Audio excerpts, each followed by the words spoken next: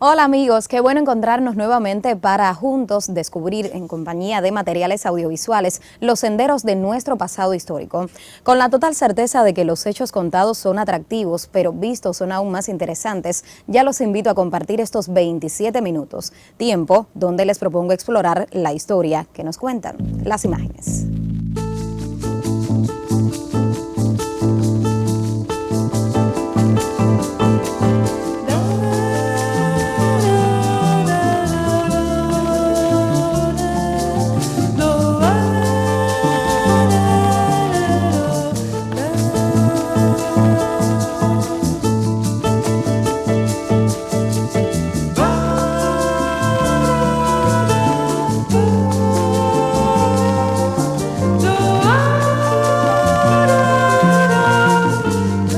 Dedicamos el encuentro de hoy a recordar los acontecimientos históricos que transcurrieron el 7 de diciembre, sucesos que hacen de ese día una fecha solemne para nuestro pueblo. Nos acercaremos a esas páginas de coraje y entrega con la ayuda de 3 producciones audiovisuales.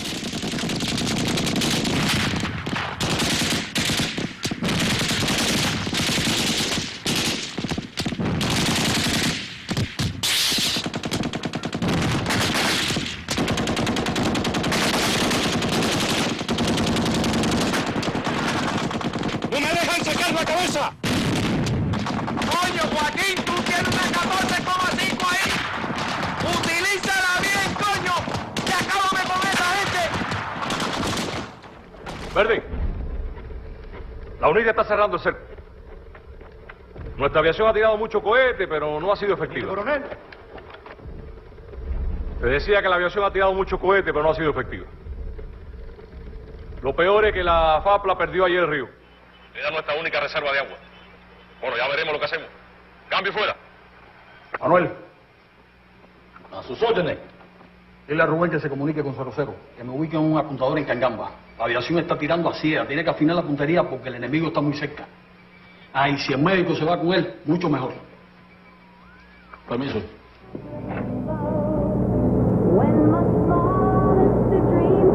¿Qué hay? Ajonjolí, caballo. ¡A no jeringue, compadre! ¡Oye, Máximo! ¡Abre la puerta! ¡No estoy jugando! ¡Esto es serio! ¡Oye! El 7 de diciembre de 1989 se conmemoraba un aniversario más de la caída en combate del Titán de Bronce junto a su ayudante, el hijo del generalísimo. La fecha se hizo coincidir con la sepultura de los mártires que cayeron en países africanos. Durante más de 15 años, miles de cubanos habían partido hacia aquel continente para ayudar a combatir la opresión y el colonialismo. Algunos de los cuerpos no habían podido volver a la patria para que fuesen sepultados por sus familiares hasta aquel año, cuando fueron regresados a su suelo. Se decidió que los actos solemnes fueran realizados el 7 de diciembre. Así, del mismo modo en que los mambises habían rendido honores a los héroes de la guerra independentista, nuestro pueblo acompañaría los restos mortales de los hermanos internacionalistas. A dicho homenaje se le denominó Operación Tributo. Sobre los sucesos que la conformaron, continuaremos profundizando en el programa. Ahora, ¿qué les parece si hacemos una pausa para acercarnos a una reconocida obra de arte vinculada con uno de esos acontecimientos?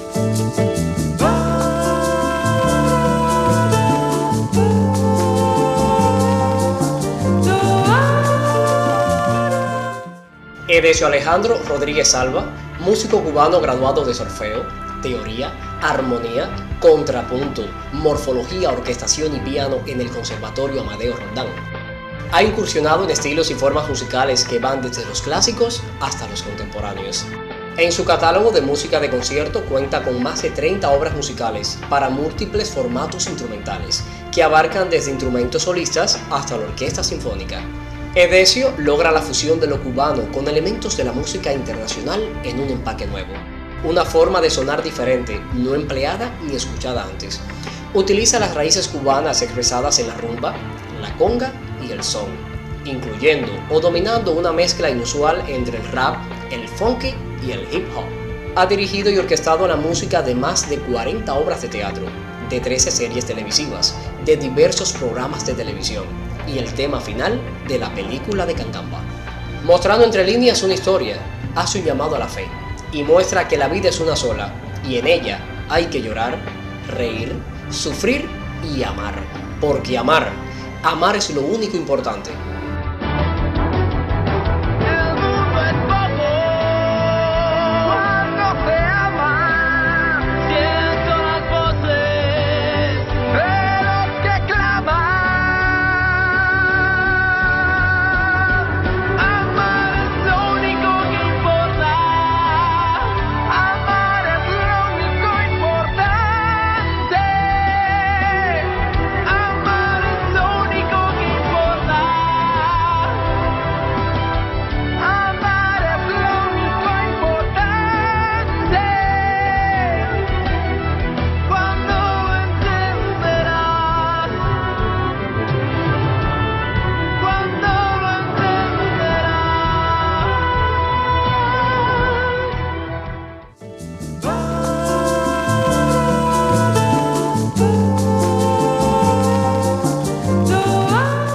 La presencia de nuestros combatientes y civiles hizo posible el derrocamiento del imperialismo norteamericano y de las capas sociales que mantenían un régimen de opresión e injusticia en tierras africanas.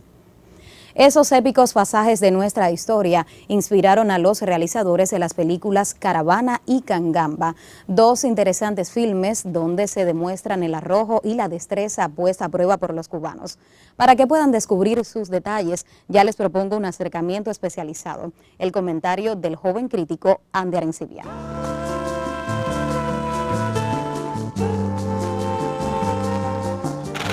Hola amigos.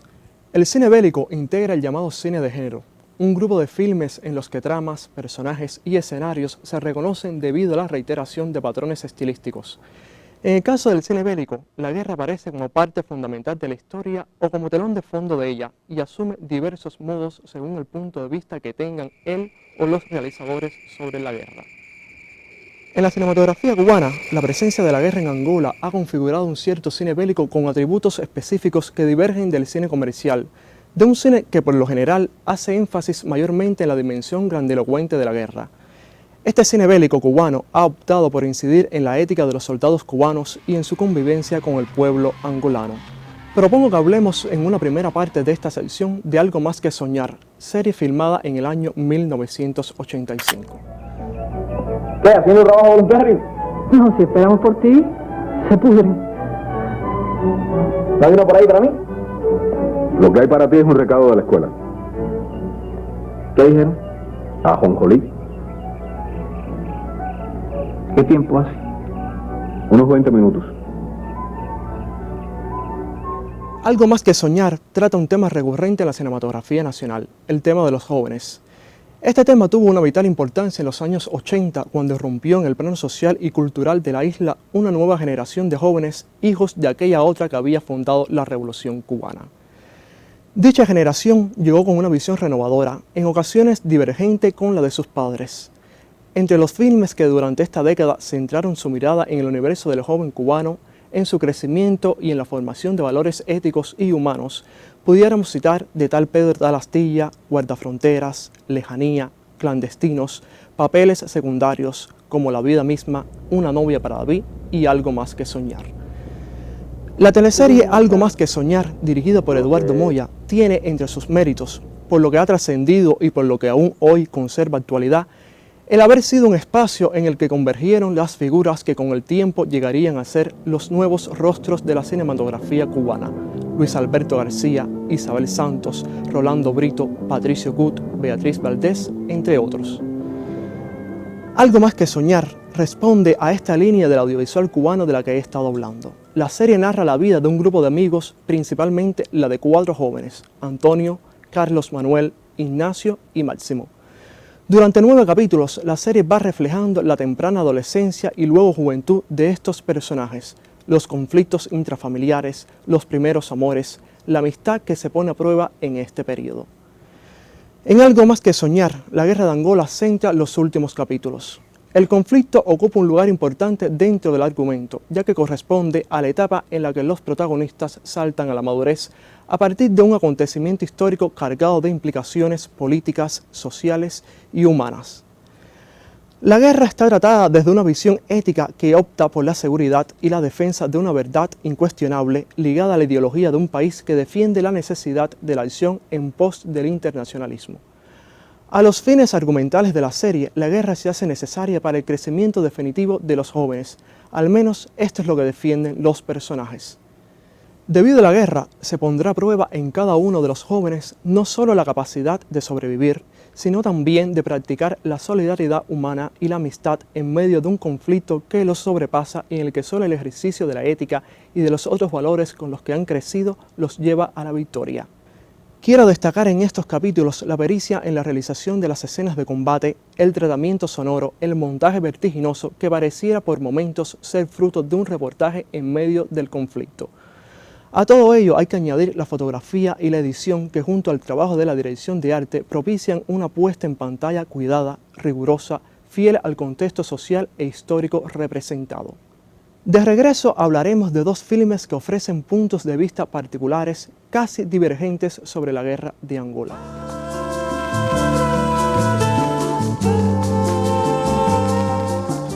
Sin duda es el ejemplo de los hombres y mujeres cubanas que defendieron los principios de justicia y democracia en diversas naciones del continente africano enriquece la realización de esas dos producciones audiovisuales. Resulta importante que conozcan que desde el triunfo de la Revolución Cubana en enero de 1959 se había convertido en principio de nuestro pueblo propagar la soberanía hacia las regiones que aún se encontraban sufriendo la opresión colonialista. Etiopía fue uno de los países hacia donde se trasladaron soldados cubanos con el fin de ayudar al hermano pueblo. En el año 1977, un gobierno favorable a los intereses populares había triunfado en esa nación. Pero su proyección contrariaba las pretensiones de dominación del gobierno de Somalia y de los círculos de poder norteamericanos. Por estos motivos, hacia el mes de julio del propio año 1977, las tropas somalíes, apoyadas por la Organización del Tratado Atlántico Norte, OTAN, invadieron el país, situación ante la cual su gobierno pidió ayuda a la Revolución Cubana. Al llamado acudió un gran número de nuestros combatientes y su lucha codo a codo junto al pueblo africano permitió detener la ofensiva enemiga. Pero uno, nos están tirando desde la colina. 0-0, aquí ya uno. Estamos a menos de 10 minutos del objetivo. En Angola, miles de cubanos también fueron a luchar contra las aspiraciones hegemónicas de las facciones que se disputaban el control del país.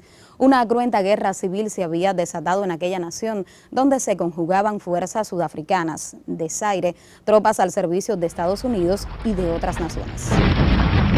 Dentro de este violento conflicto de poder por obtener los recursos naturales y el dominio de la nación, el gobierno angolano solicitó el apoyo de nuestro pueblo.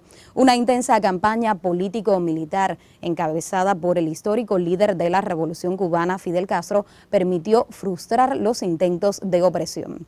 La gesta tuvo como contienda cimera la batalla de Cuito-Cuanavale.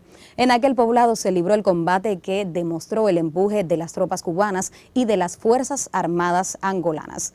Durante más de 15 años, numerosos soldados cubanos pelearon junto al pueblo angoleño por derrotar a los grupos agresores.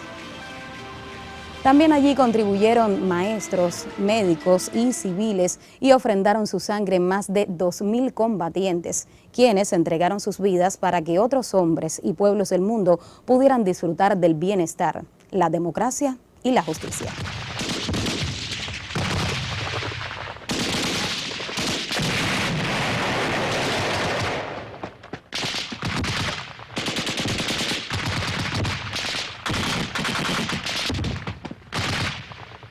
Fue así como nuestra presencia en las naciones africanas contribuyó al logro de la soberanía de Angola y Etiopía, influyó en la independencia de Namibia y en el fin del apartheid en Sudáfrica. Nuestras milicias desempeñaron un rol fundamental en la consecución de estas victorias. Las estrategias desplegadas permitieron vencer a las tropas enemigas. Las fuerzas contrarias, aún con un poderío armamentista y económico superior, contando con el apoyo del gobierno de Estados Unidos y de otras naciones, no pudieron rendir la inteligencia táctica y la valentía de los cubanos.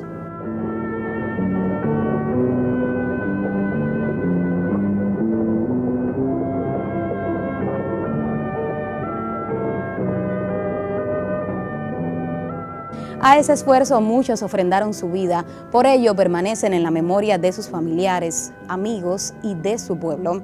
Operación Tributo fue el nombre conferido a las actividades que se realizaron para identificar los cuerpos de los cubanos caídos en África y traerlos luego para ser sepultados en los diferentes municipios de nuestra isla. Estos episodios de extraordinario altruismo, solidaridad y coraje continuaron sirviendo de inspiración a nuevos profesionales que cada día brindan sus servicios en países alejados. A lo largo del tiempo han servido también de punto de partida para producciones como Caravana y Cangamba, a cuyas escenas regresamos para seguir descubriendo, a través de la imagen audiovisual, los caminos de nuestra historia.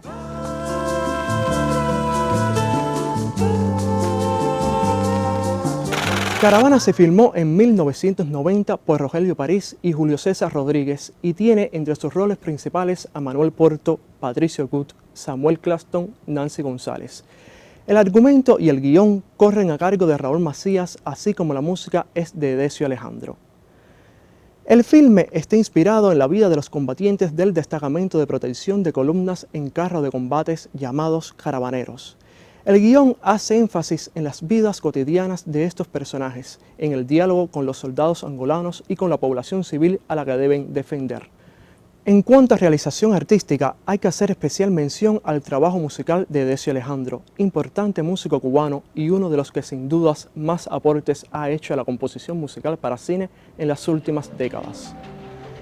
El trabajo compositivo de Decio Alejandro contribuye a la continuidad y la lógica de la acción fílmica. Asume el rol dramático de un narrador que va asumiendo diferentes puntos de vista. Vean en esta secuencia cómo la música de Decio Alejandro remeda la de los niños para connotar, por contraste con la inocencia de los pequeños, la brutalidad de lo que luego va a suceder. El asesinato de la población civil opuesta a Savimbi y a favor de los luchadores cubanos. Por la selva de mi sueño. Arriba, teniente.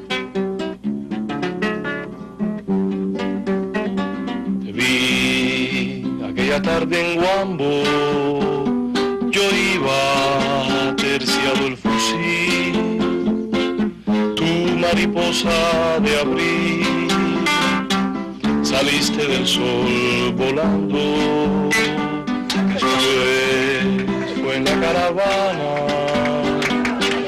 eras un gusto de miel, un aroma de clavel, dando luz a la mañana, yo sobre un puente de luena que me arrasaba el dolor. Eras flor y eras canción y color de primavera, por la selva de mi sueño. De Rogelio París es también Cangamba, realizado en el 2008 y que cuenta entre sus protagonistas con Rafael Laera, Jorge Enrique Caballero, Armando Tomei, Linet Hernández. La acción está ubicada en el año 1983 durante la defensa de la provincia de Cangamba frente al asedio impuesto por las fuerzas de la UNITA de Jonás Savimbi. Esta es la situación dramática que de manera precisa, sintética, enmarca el relato cinematográfico y que centra los hechos representados. En un primer momento, Cangamba se cuenta desde el punto de vista del personaje de Laera, quien además funge como narrador del filme, en un recurso, la voz en off, un tanto artificioso porque nos hace preguntarnos quién es el destinatario de este discurso o relato y en qué momento se lleva a cabo en relación con el presente de la acción fílmica. Pero a la vez, la voz en off permite adentrarnos en el subconsciente del personaje, en sus dudas, sus presentimientos, las resistencias ante el ambiente hostil que lo circunda, en fin, de aquello que no puede pasar a ser registrado por la cámara. Pero hay que señalar que el uso de la voz en off del relato en primera persona muchas veces se convierte en un elemento que redunda con la imagen fílmica, ya que no hace otra cosa que describir lo que estamos viendo, en un ejercicio a veces demasiado retórico y verbalista, como lo es en muchos casos la acción cuyo soporte está en la palabra, en el análisis de los hechos en detrimento de la acción misma. La pérdida de un punto de vista central es otro problema de la película. Del personaje relator de Laera, la película pasa a un personaje coral, escindido en numerosas voces. el tratamiento de las figuras dramáticas va perdiendo fuerza y se debilita el avance de la acción. Los personajes adolecen de desarrollo y crecimiento dramático, de incidencia en sus mundos psicológicos y humanos. Falta profundización en las psicologías y en los móviles que justifican sus acciones, por lo que cuesta que el espectador simpatice con algún personaje de la trama.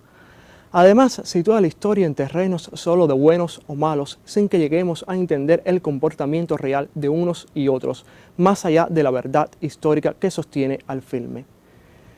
El propio personaje de la era es ejemplo de la falta de desarrollo en su biografía. Incluso por este motivo, su historia de amor con una mujer angolana no se sostiene a pesar del excelente trabajo de la actriz Linette Hernández. Quem o procura? Es el capitán Mario. Bom dia, capitão. Buen día, María. Venha, entre. Siente-se. ¿Cómo puedo encontrar a Joao o al capitán Lin? Oh, eles estão juntos para o Quimbo e devem chegar pronto. É um té de mandarinha. A mí me gusta la mandarina.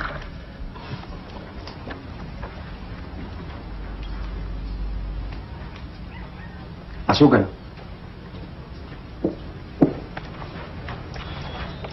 ¿Y los niños? Meu filhos, muito bom. ¿Puedo fumar? Pode, não problema.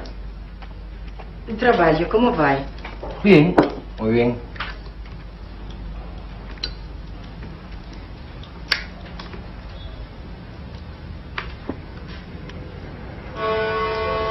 Ah, Joao está arribando.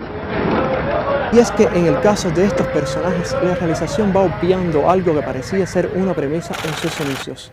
El punto de vista con el que se van a registrar los hechos parte de la propia mirada del personaje. En un principio simpático, cuestionador, nada complaciente ni optimista, algo interesante en un filme que por momentos se aleja de la visión esperanzadora con que se ha reflejado en el cine cubano la guerra de Angola. En Kangamba, la situación dramática se va configurando en un cerco de zozobra e incertidumbre que va asfixiando a los personajes. El verdadero conflicto es de orden humano. Se halla en el enfrentamiento de los personajes con algo que los sobredimensiona, encarnado en las fuerzas de Savimbi que los va acorralando y en el azar de un acontecimiento imposible de prever.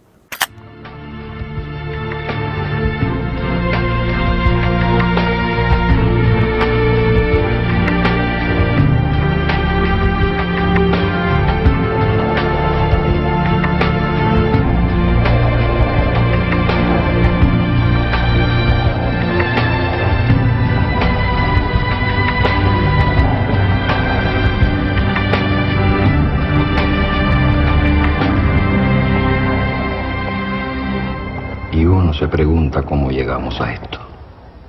¿Cómo pudimos sobrevivir si casi nos vimos muertos?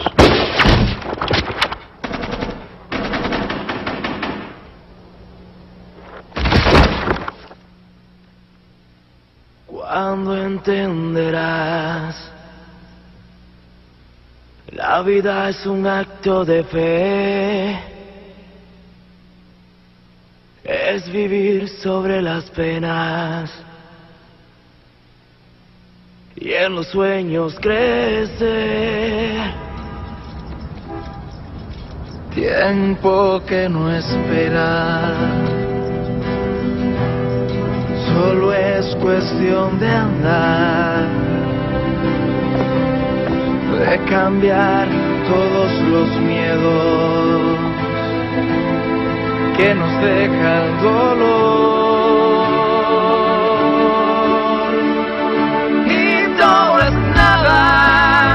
Si un día se apaga todo el orgullo de una mirada, el mundo es poco cuando se ama. Siento las voces de los que claman.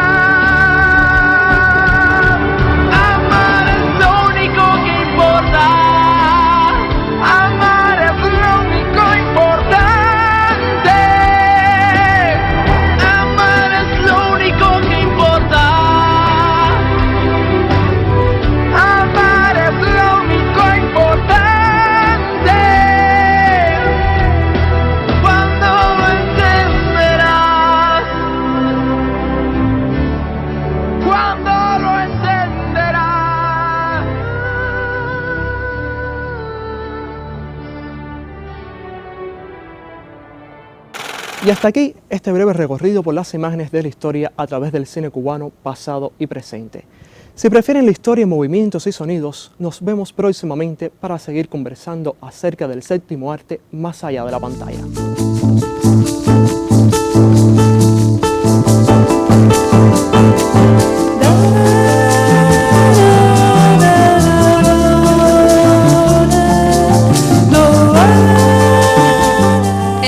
Finales del programa nos hemos desplazado hasta el municipio Santiago de Las Vegas de nuestra capital. Aquí, en la Loma del Cacagual, se inauguró el 7 de diciembre de 1899 el mausoleo en homenaje a Antonio Maceo y Grajales y Francisco Gómez Toro. El monumento se erigió en el mismo lugar, donde miembros del Ejército Libertador junto a Máximo Gómez rindieran honores a los jefes independentistas. La obra inicial fue creada por el arquitecto Esteban Duque Estrada. Con piedras traídas de San Pedro se construyó una columna trunca en forma de obelisco. Una estrella le servía de basamento frente a sus puntas. 5 palmas representaban los campos de Cuba donde habían luchado nuestros patriotas. En el centro de la estrella se situaron las urnas funerarias donde descansaban los restos mortales de los líderes mambises. En los años siguientes el conjunto funerario recibió diversas transformaciones hasta el año 1944, cuando adquiere la estructura actual. El autor del proyecto fue el arquitecto Héctor Ferrari, con la colaboración del escultor cubano Teodoro Ramos Blanco. El monumento constituye un complejo de glorietas, jardineras, avenidas y plazas para simbolizar la gesta de las guerras de liberación. Varias tarjas, incluidas la enviada por el pueblo italiano para unirse al tributo de nuestros héroes, se encuentran en el mausoleo. Por su importancia histórica, fue declarado Monumento Nacional en el año 1978. Aquí también se realizó la ceremonia solemne de la Operación Tributo para homenajear a los mártires internacionalistas que cayeron luchando por la soberanía de los pueblos africanos. Cada 7 de diciembre, Día de Duelo Nacional, se convierte en una jornada para recordar por siempre a nuestros mártires. Y desde aquí sumamos nuestra cita entre audiovisual e historia al tributo de nuestro pueblo. Por hoy nos despedimos. La invitación queda abierta para un próximo encuentro en el que juntos volveremos a recorrer la historia en imágenes.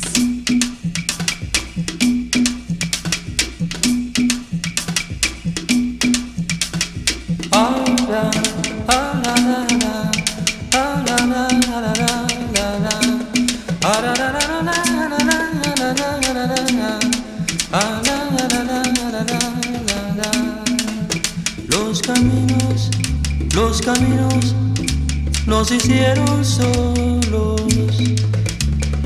Cuando el hombre dejó de arrastrarse, los caminos